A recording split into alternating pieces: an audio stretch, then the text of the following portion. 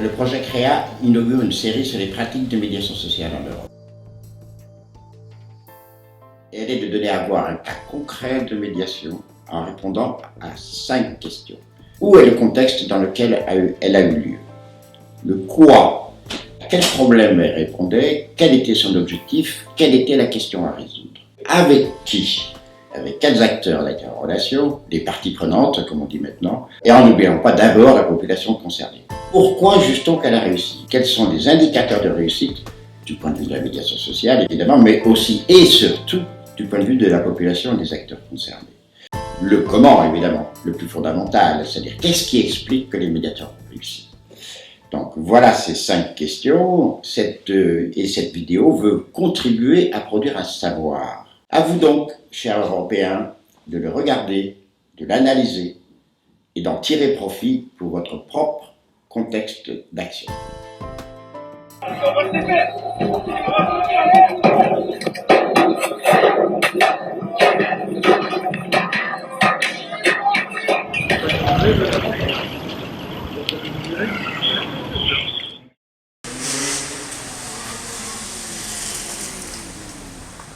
Donc alors Nanterre, c'est une ville de presque 100 000 habitants, donc, qui est une ville de la périphérie de la métropole de Paris.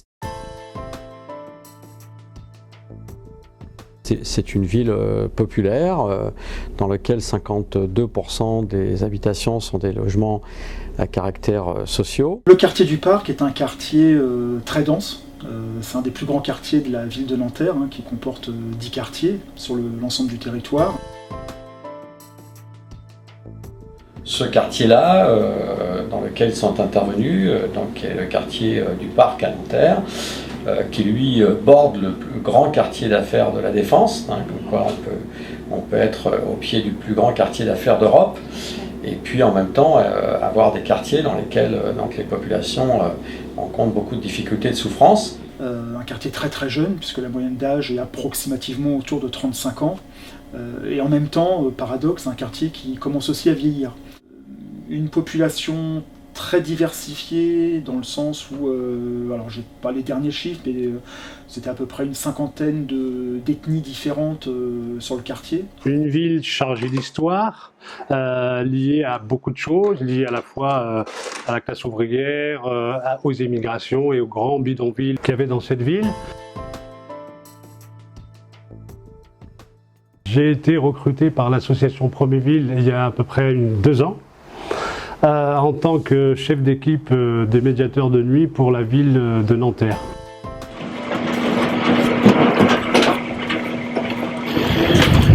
Ça s'est passé un dimanche et un lundi, et je précise quand même que le dimanche et le lundi, les médiateurs Proméville ne travaillent pas. Notre plage horaire est du mardi jusqu'au samedi soir. Alors, il est vrai que ce fameux dimanche et lundi 13, 14, 15 février, dans le cadre des événements à D'aulnay-sous-Bois, ce qu'on appelle l'affaire Théo. C'était un moment où s'étaient produits les événements dans une des villes de la banlieue parisienne, donc à Aulnay, entre un groupe de policiers et puis un jeune homme. Une affaire qui d'ailleurs passera prochainement en jugement, puisque les policiers sont accusés d'exaction sur ce jeune homme. Les jeunes l'ont mal vécu parce que voilà, ils se sont sentis directement visés. Théo, c'était le représentant pour eux de la jeunesse, et donc pour eux d'une énième bavure policière qui a mis le feu aux poudres. Les réactions politiques ont eu lieu dans l'ensemble de la région parisienne, mais bien sûr que le ressentiment des jeunes vivant dans les quartiers les plus populaires de la métropole de Paris évidemment, ont conduit dans les jours suivants à plus ou moins des formes de révolte, des formes de protestation, parfois violentes, pouvant entraîner de la casse. On avait dans le quartier du Parc, qui était le quartier d'extension pour Proméville, faut le savoir, on avait mis 4 médiateurs supplémentaires en accord avec notre donneur d'ordre. Il y a eu des débuts des débuts d'émeutes liés à l'affaire Théo. Alors vous aviez un regroupement de jeunes qui commençait à dégrader des biens publics, notamment les abribus. Ils ont carrément aussi stoppé un bus où ils ont fait descendre des passagers. Donc il y avait une volonté de certains jeunes d'en découdre par rapport à cette affaire-là. On est un peu habitué dans des moments de crise comme ça, à essayer d'adapter une intervention qui permette de ramener le calme. Une demande express des autorités policières, notamment à travers le commissaire de police, qui a demandé au maire de la ville si les médiateurs ne pouvaient pas être présents mais avec l'ensemble de l'équipe, parce que nous on a un fonctionnement décentralisé, c'est-à-dire qu'on a les équipes de 3, mais là on nous a demandé expressément de nous rassembler donc les 11 médiateurs au même endroit pour éviter justement cette poussée de fièvre. À un moment donné, donc le commandement des forces de police a pensé même que c'était mieux que les forces de police se retirent complètement du quartier, laissant les médiateurs seuls à essayer de ramener le calme. Et c'est ce qui s'est produit, puisque donc les médiateurs ont réussi à ramener le calme, alors avec aussi l'intervention sans doute autour d'adultes, de parents, c'est jamais strictement quelques individus, c'est forcément donc sans intervention. La phrase typique que fait la police, et puis dans le même temps la police qui dit bah oui mais on peut pas intervenir comme ça, parce qu'on sait que si on intervient, tout de suite ça peut monter en pression, et c'est souvent un petit peu la cocotte minute. Donc à la demande de notre interlocuteur, donc le pôle tranquillité publique de la mairie de Nanterre, nous avons mobilisé l'ensemble des médiateurs ces nuits-là, et on a fait en sorte de baisser la tension, et surtout on est allé auprès de cette jeunesse qui commençait à manifester, et avec un discours simple de leur expliquer que ils ont le droit de manifester, mais il y a un cadre démocratique pour les manifestations quand on veut contester quelque chose, mais briser des biens du bien public ou privé, ça ne servait d'abord à rien, et puis ça générait des dépenses énormes, et ça pouvait gêner beaucoup les habitants.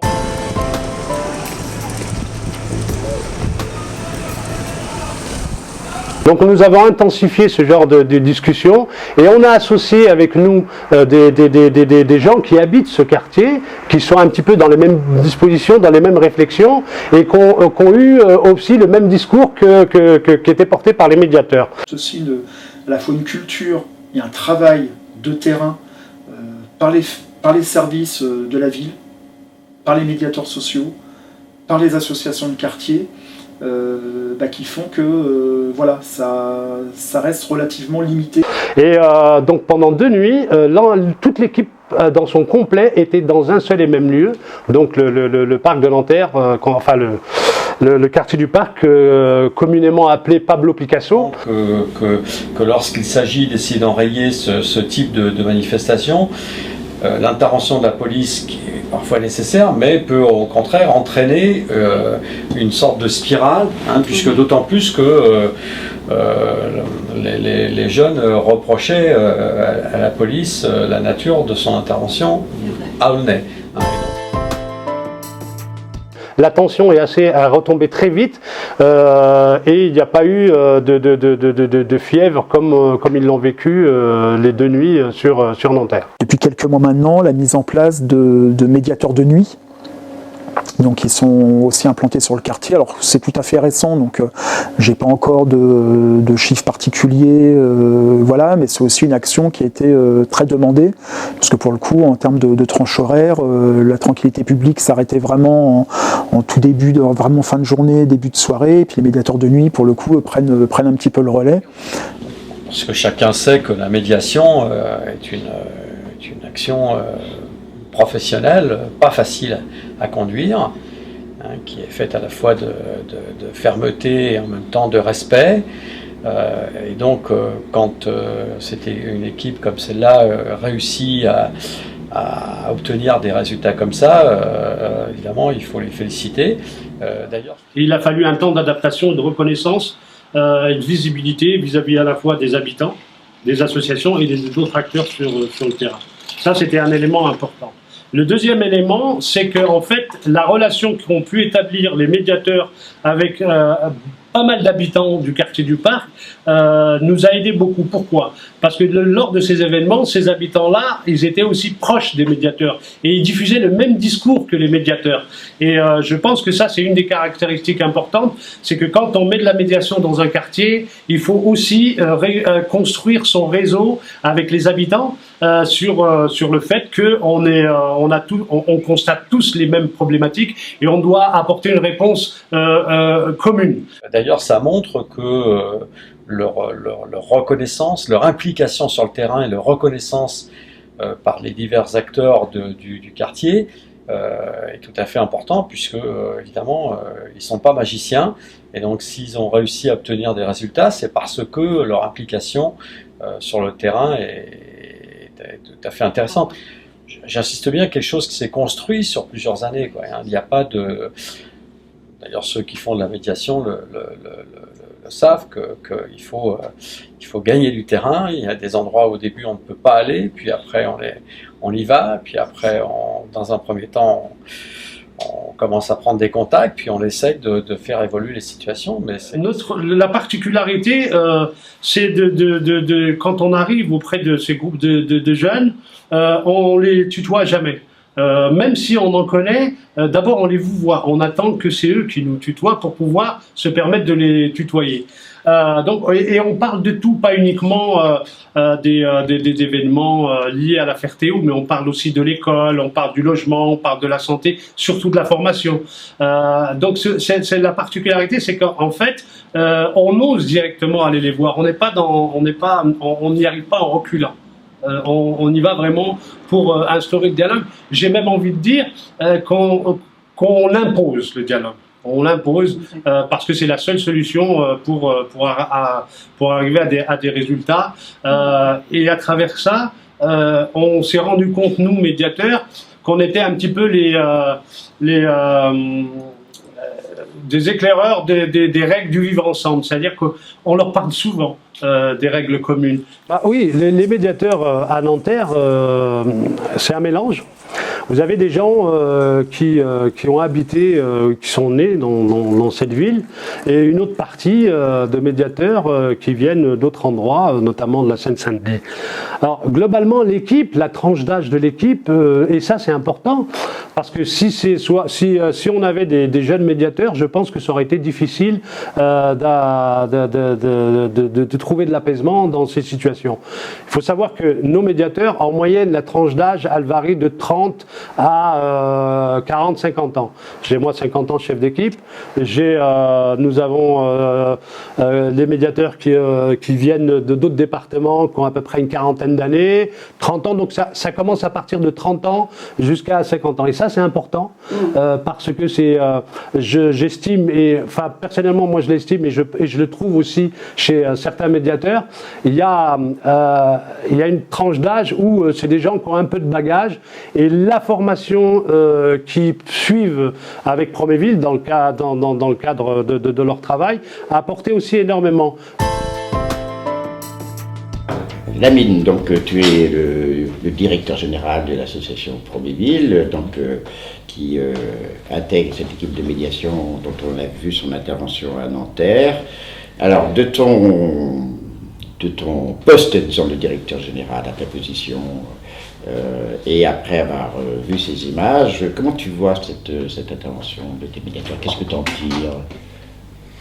J'en tire une satisfaction, dans la mesure où nous considérons que ça a été une réussite des médiateurs, réussite qui se juge à l'aune de certains critères. Donc on a des indicateurs de réussite, tels que par exemple le fait que les médiateurs aient pu tout au long de leur mission, tisser des relations de confiance avec les jeunes. Et lorsque ce cas s'est posé, il leur a été facile d'obtenir le consentement des jeunes pour qu'ils arrêtent de propager la violence. Le fait d'obtenir que les jeunes arrêtent, le consentement des jeunes au discours des médiateurs, je dirais même l'adhésion des jeunes au discours des médiateurs qui ont été convaincus d'hommes, est un élément pertinent qu'on peut mettre sur le compte des critères de réussite. Oui, et je formaliserai même en disant que un des critères qui ressort là, c'est proximité. Et un premier P, proximité, et même qui inclut un autre P qui est permanence. Le fait du travail permanent dans un quartier, par exemple. Tout à fait, tout à fait. Un autre élément également qui me permet de dire que ça a été une grande réussite, un indicateur de réussite, c'est la reconnaissance par les forces de l'ordre du travail qui a été accompli par les médiateurs. On se rappelle que les forces de l'ordre ont toujours considéré les médiateurs comme un ovni. Il y a toujours eu des difficultés entre forces de l'ordre et médiateurs. Les premiers estimant que les médiateurs marchent sur leur plate-bande. Voilà. Et pour une fois, je pense que la médiation a gagné des lettres de noblesse grâce à cette action qui a été jugée éminemment positive par les forces de l'ordre. Ça également, c'est un critère de réussite puisque les médiateurs sont regardés désormais autrement par la police, par les forces de l'ordre de façon générale, en particulier pour ce cas-ci par la police. Cela veut dire tout simplement que les médiateurs sont désormais considérés comme des co-gestionnaires de l'espace public. Ça, c'est très bien, effectivement. Donc là, on voit un autre deuxième P apparaître, c'est partenariat. Mais là, justement, donc, tu as fait ressortir effectivement un des partenaires importants dans ce genre de situation, c'est la police, on va probablement la mairie aussi, mais est-ce que tu peux citer d'autres partenaires qui ont participé avec les médiateurs pour que la situation se résolve? Tu as raison de rappeler que l'écosystème n'est pas composé que des forces de l'ordre. Évidemment, il y avait d'autres associations qui œuvraient au quotidien pour le lien social et les médiateurs ont pu également prendre appui sur ces associations telles que l'association des mamans, telles que l'association Authenticité et d'autres associations, d'autres groupements formels ou non formels. Et le sens du mot partenariat a tout son sens dans ce cas-là puisque c'est un écosystème. Et ça me permet aussi de rebondir sur le fait que le médiateur est inséré dans un cercle. Dans un cercle où, en étant professionnel, il se voit reconnu. Voilà. Donc le partenariat, effectivement, est extrêmement important. Le médiateur ne peut pas travailler seul. On voit bien le partenariat, on voit bien la proximité. Maintenant, il y a quand même le comment, c'est-à-dire qu'est-ce qui explique, de ton point de vue, dans la réussite de l'équipe de médiation? Alors, je dirais que ce sont des éléments de professionnalisation qui ont été mobilisés et qui se voient à travers une posture professionnelle de nature à ce que les populations acceptent les médiateurs et acceptent leur discours, acceptent de collaborer avec eux, entre guillemets, pour juguler le mal qui guettait cette ville-là. Donc la posture est un élément important qu'on n'obtient que par la professionnalisation. C'est un élément également de crédibilité. Donc je pourrais dire que parmi les indicateurs de réussite, la posture qui émane de la professionnalisation a été déterminante pour la réussite de la gestion de l'affaire Théo.